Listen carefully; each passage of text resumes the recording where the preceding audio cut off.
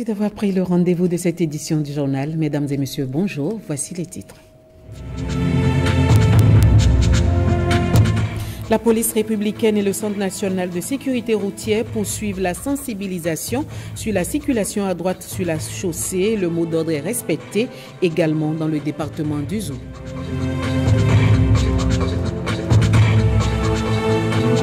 L'édition 2019 de la Journée mondiale des douanes a réuni disciples de Saint-Mathieu du Bénin et du Niger. Ils se sont donné rendez-vous au poste de contrôle juste à poser de Malanville. Nous en parlerons dans ce journal. Et puis également dans ce journal, nous parlerons de la 19e édition du festival Marie Roindo qui s'est tenu du 25 au 27 janvier dernier.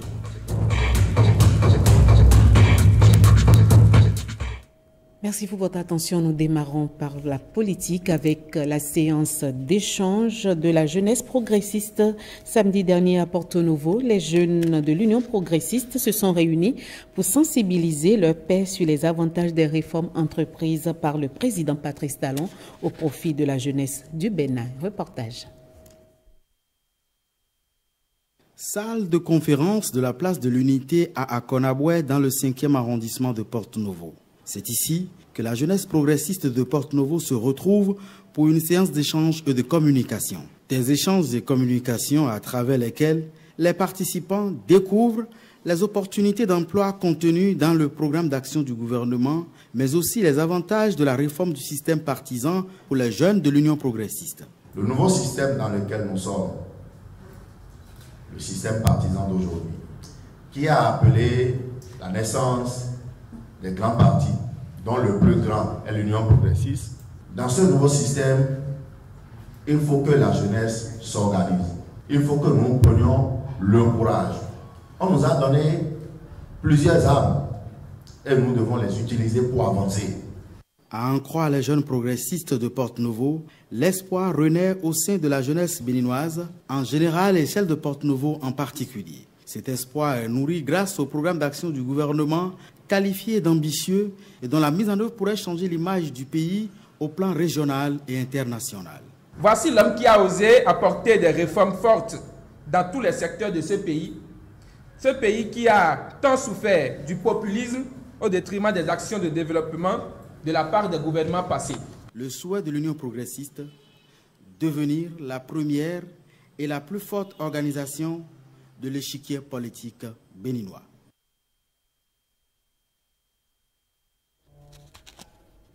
Le directeur général des infrastructures s'est rendu sur certains chantiers routiers dans le département du Koufo et dans celui du Zou. Jacques Ayadi est allé constater l'évolution des travaux de ces chantiers. Lénaïk Agbazaou pour plus de précisions. Dans quelques mois, plus besoin forcément de passer par Boycon pour se rendre à Abomey. Le tronçon Kana-Abomey est véritablement en chantier et les travaux évoluent à grands pas. Un rêve longtemps caressé par les populations d'Abomey et environ est en train de prendre corps grâce au gouvernement du nouveau départ, avec à sa tête le président Patrice Talon. Tout y est prévu, y compris les canalisations d'eau. Des négociations sont aussi en cours avec les prêtres vaudous pour la libération de l'emprise. L'entreprise NSECI en charge des travaux à sa base à Abomey avec toutes les caractéristiques idoines. Bureau mission de contrôle, bureau entreprise, atelier, centrale, aide de préfabrication, laboratoire.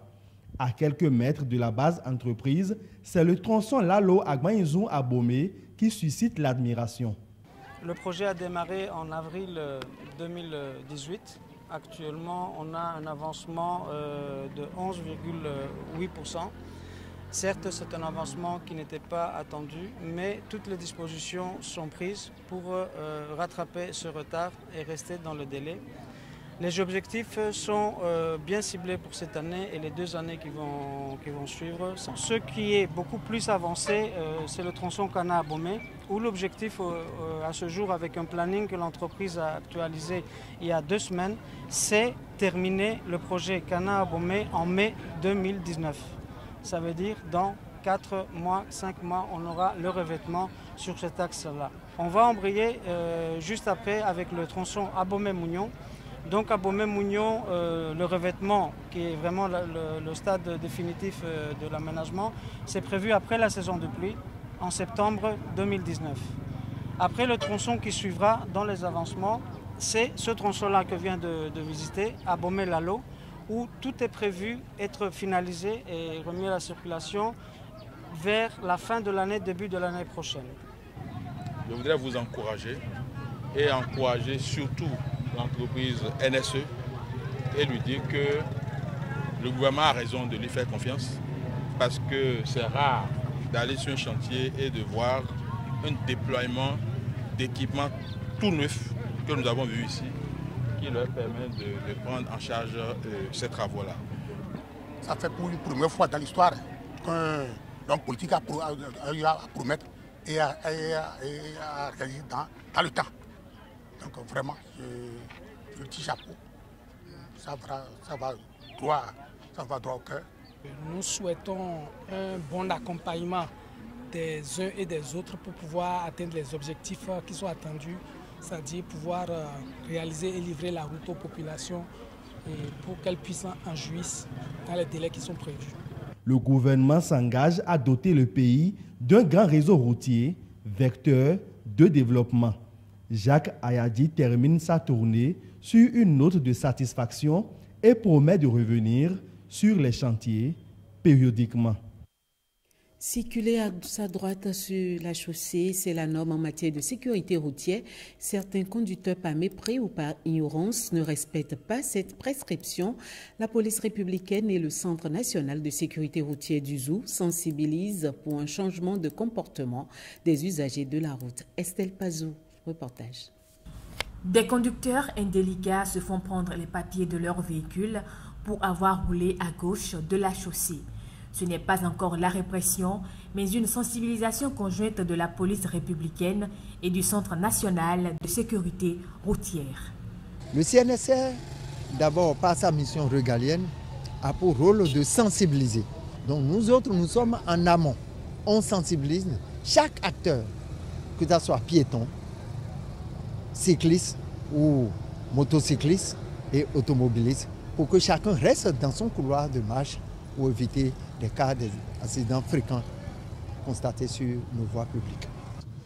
Vous avez constaté que les gens circulent mal, ils roulent mal, ils ne respectent pas leur couloir de marche. Le code prévoit que les gens doivent, les usagers, les automobilistes doivent circuler à droite, libérer la gauche pour ceux qui sont pressés, pour le dépassement. Mais malheureusement, c'est que tout le monde circule partout où il veut sur la chaussée. Serrer sa droite, c'est la règle à garder et à observer par les automobilistes. Après la petite frayeur, ils ont retenu le message. Désormais, il n'y aura plus ça, il n'y aura plus ça, il n'y aura plus ça. Merci beaucoup. Je ne savais pas que c'est parce que j'ai roulé sur ma gauche et qu'on m'a arrêté. C'est maintenant que j'ai compris que c'était ça. Bon, c'est compris. Et je vais commencer par respecter comme vous m'aviez dit. Les syndicats de conducteurs du département du Zou soutiennent et approuvent l'initiative, de même que le préfet. Un peu plus tôt, il a eu une séance de travail avec les acteurs concernés. C'était pour lancer la sensibilisation qui va durer 3 mois. Célébration de la Journée mondiale des douanes, édition 2019. Les douaniers du Bénin et ceux du Niger ont conjointement commémoré l'événement vendredi dernier. C'était au poste de contrôle juste apposé de Malanville, une occasion pour œuvrer à l'interconnexion des systèmes informatiques des deux douanes. Reportage Vitis Aroré jusqu'à Apovi.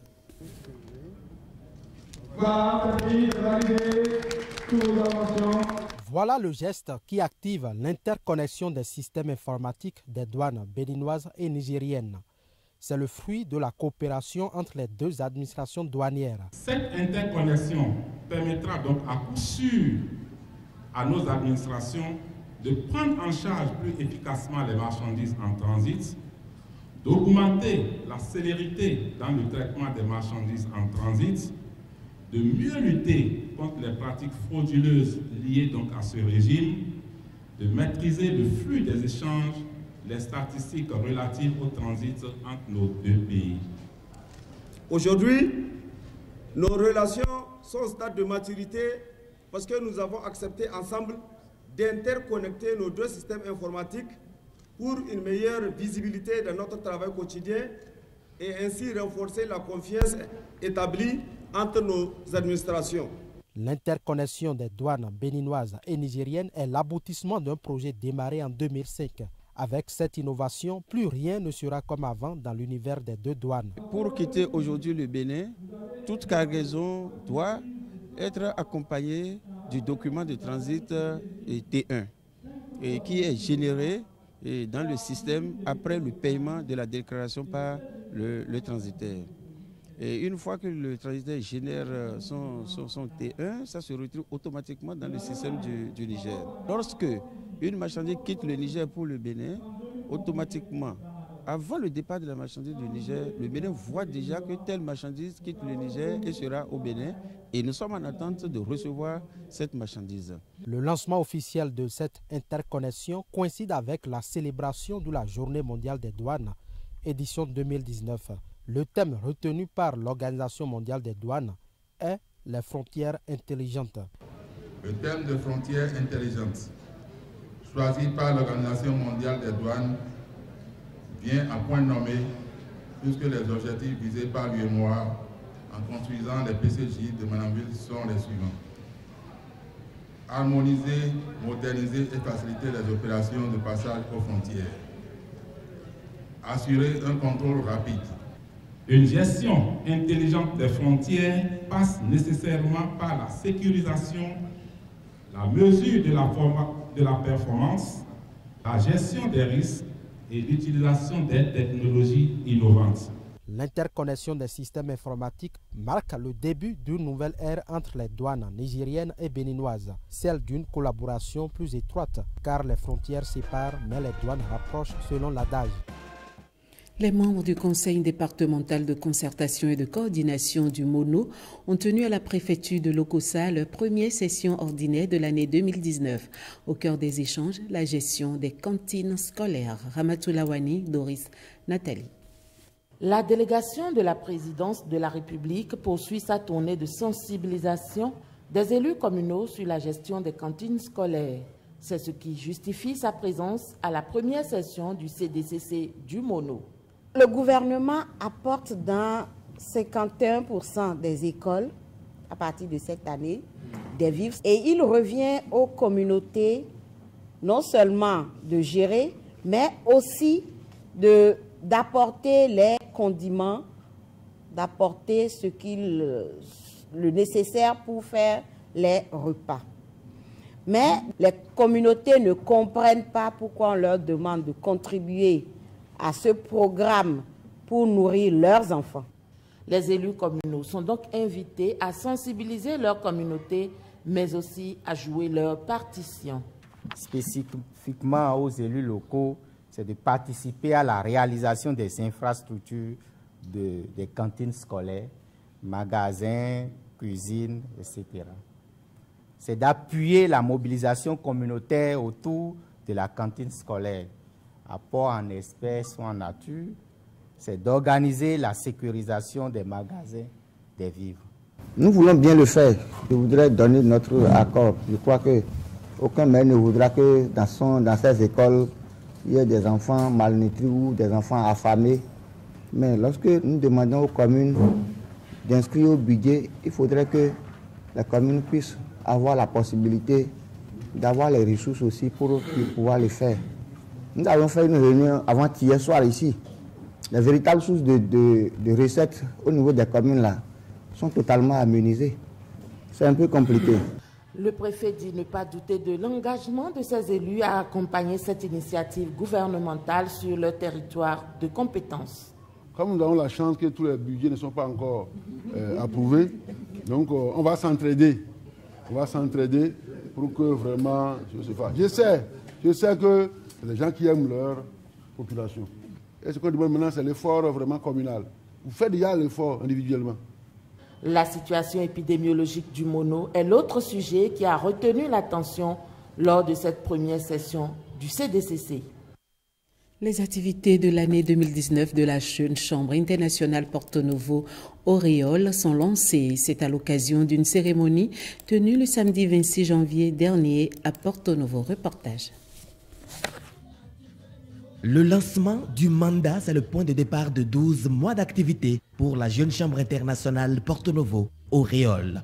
Donna Jean-Claude Oussou, parrain de la cérémonie, par un exemple, rappelle à tous que l'heure a sonné pour s'engager au profit du développement de la ville capitale.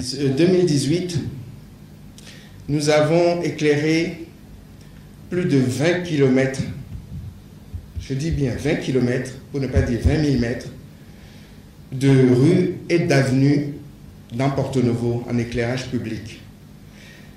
Ce qui est une prouesse, ce qui est une première dans cette ville, mais malgré ça, nous continuons à traverser beaucoup de zones d'obscurité. Ce qui veut dire d'où nous venons est très loin et que l'heure est venue maintenant pour que chacun d'entre nous prenne ses responsabilités. Mais cette responsabilité, pour moi, elle est toute simple. C'est l'engagement pour le développement de cette ville. Le mandat 2019 est lancé, le programme d'action décliné. 2 points suscitent l'engagement du ministre. Il y a des besoins de forage d'eau dans la capitale du Bénin. Il faut que nous prenions conscience. C'est pour ça que je vais m'engager sur cette cause et dès le mois prochain, les études vont commencer. Deuxièmement, il y a des enfants qui ne peuvent pas s'asseoir pour étudier. C'est pourquoi je m'engage au moins à équiper une salle de classe au lieu de votre choix. Dans l'unité, impactons durablement. C'est le thème du mandat de la JCI Porto Novo Auréole. Notre visibilité, c'est le 5e arrondissement. Et lui-même, ses actions convergent un peu vers le 5e arrondissement. En plus, il a un supérieur administratif. Et je vois que nous pouvons facilement travailler ensemble pour avancer. Mais j'apprécie ses idéaux.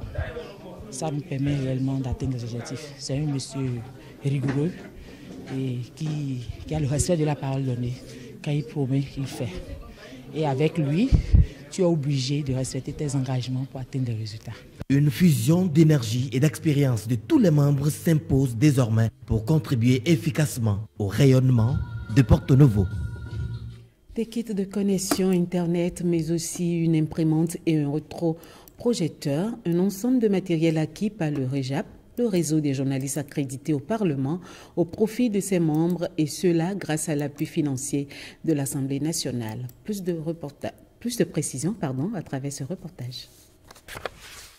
Au plus haut niveau de l'institution, la cérémonie de présentation des vœux du Nouvel An à la Cour suprême n'a pas été réduite cette année au souhait, mais elle a été une occasion de bilan. Un bilan qualifié de satisfaisant dans lequel ces personnes ont joué un rôle majeur aux côtés de leurs collègues. Selon les voies les plus indiquées de la haute juridiction, l'année judiciaire 2017-2018 qui vient de s'achever reste marquée par une production juridictionnelle importante des 3 chambres de la Cour et du parquet général. On retient que la chambre judiciaire a rendu à elle seule, sur la période indiquée, 184 arrêts. La chambre administrative en a rendu 362 et la chambre des comptes 18, avec notamment la reddition de l'arrêt définitif sur le compte de l'État au titre de la gestion 2010. Le parquet a quant à lui pris 741 conclusions.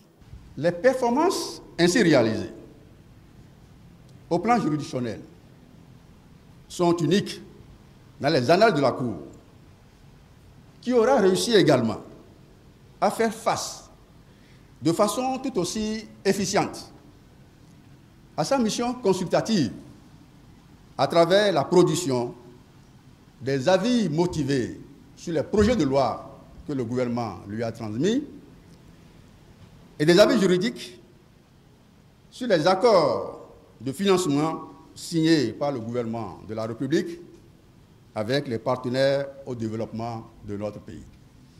Des résultats dont on se félicite, augurant d'un lendemain plus enchantant pour l'institution, à condition de corriger les insuffisances et faiblesses constatées avec un personnel désormais réduit. Voir partie des collaborateurs de qualité dans le contexte des réformes entamées par l'exécutif est inquiétant. 8 ans maintenant que je suis avec vous et que je suis le premier d'entre vous, j'ai été rarement marqué, comme je l'ai été, du départ de ses collègues. J'ai même failli en perdre le souffle, parce que je ne savais pas que les dates étaient aussi proches. Les dirigeants de la Cour suprême s'engagent à défendre le droit et la séparation des pouvoirs dans le respect des textes de la République, mais aussi à lutter pour l'amélioration des conditions de vie et de travail du personnel. Un personnel dont on attend une conscience professionnelle plus élevée. Vous avez plutôt suivi la cérémonie de présentation de vœux à la Cour suprême. Nous reviendrons sur l'élément sur le REJAP dans nos prochaines éditions. En attendant, une note de sport dans cette édition avec la Fédération béninoise de taekwondo qui fait ses états généraux. Sous l'impulsion du comité exécutif dirigé par Victorin Koublenou, les acteurs de cette discipline se sont retrouvés pour échanger sur des stratégies pour relancer le taekwondo au Bénin. Reportage. Il n'y a pas de famille sans problème. Les problèmes, la famille du taekwondo béninois en a connu. Désormais, c'est du passé. Cette grande famille est d'ailleurs au complet pour diagnostiquer les maux qui minent la discipline. L'exercice se fait aux États généraux. Je voudrais donc nous rappeler que 3 problématiques seront débattues afin que nous puissions désormais trouver la porte, la solution et la perche qui nous permettra de sortir de l'eau. C'est vrai, nous sommes dans l'eau, mais ce n'est pas pour une mauvaise chose. On a besoin de l'eau pour mieux se porter. Toute la famille à nouveau réunie, prête comme un seul homme afin d'aplanir les divergences et proposer des solutions viables pour relancer la discipline que nous aimons tous. Cette rencontre doit être un instant de vérité entre tous les acteurs du taekwondo. On parle des états généraux, mais pour en arriver là, il faut avoir pris la décision de se rencontrer. Il faut avoir pris la décision de s'asseoir. Il faut avoir accepté, après s'être assis, de se parler en se regardant droit dans les yeux. Se parler sans hypocrisie. Les états généraux du taekwondo doivent aboutir à une nouvelle approche de gouvernance. C'est pour cette raison que la réflexion est placée à la première loge. En décidant d'organiser les états généraux du taekwondo, vous avez pris l'option de mettre à nouveau votre discipline sportive favorite sur orbite à l'échelle nationale et de faire rayonner le Bénin sur l'échiquier régional, continental et mondial à travers cet art martial. Avant la tenue de ce rendez-vous important, il a été procédé la veille à l'inauguration du siège de la Fédération béninoise de taekwondo et du Dojang national. Merci Blaise Adampo. La 19e édition du festival Marie-Wendo s'est tenue du 25 au 27 janvier, un rassemblement annuel devenu emblématique pour les filles et fils de cette ère culturelle.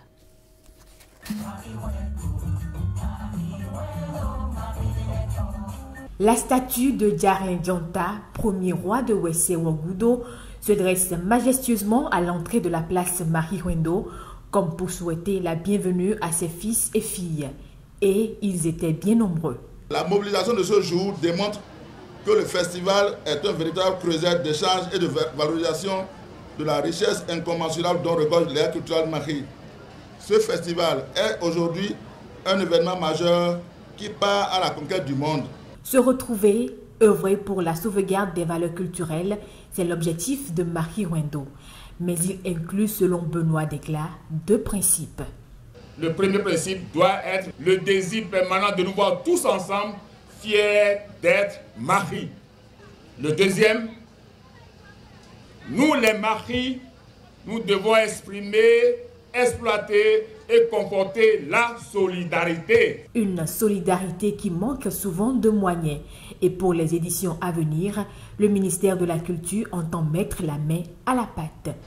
Vendre le Bénin à l'extérieur est devenu une priorité. Et cette option passe obligatoirement par la restauration de nos valeurs culturelles. Le festival Marquis Wendo s'inscrit étroitement donc dans cette vision du chef de l'État. Désormais, le ministère va s'impliquer activement dans les autres éditions à venir pour le bonheur donc de toute la communauté Mari à travers le Bénin. Marquis Wendo, une association apolitique au service du développement, c'est le thème retenu cette année pour les festivités. Marquis Wendo, c'est tout le monde. Marquis Wendo appelle tous ses fils. Marquis Wendo appelle tous les fils de la communauté Marquis parce que Marquis Wendo n'est pas là pour faire de la politique. Toute rivalité et toute considération mise de côté, c'est le Tienkoumé et le Toba, richesse musicale Marquis, qui vont ponctuer le festival. C'est ainsi que ce journal se referme. Portez-vous bien. À demain.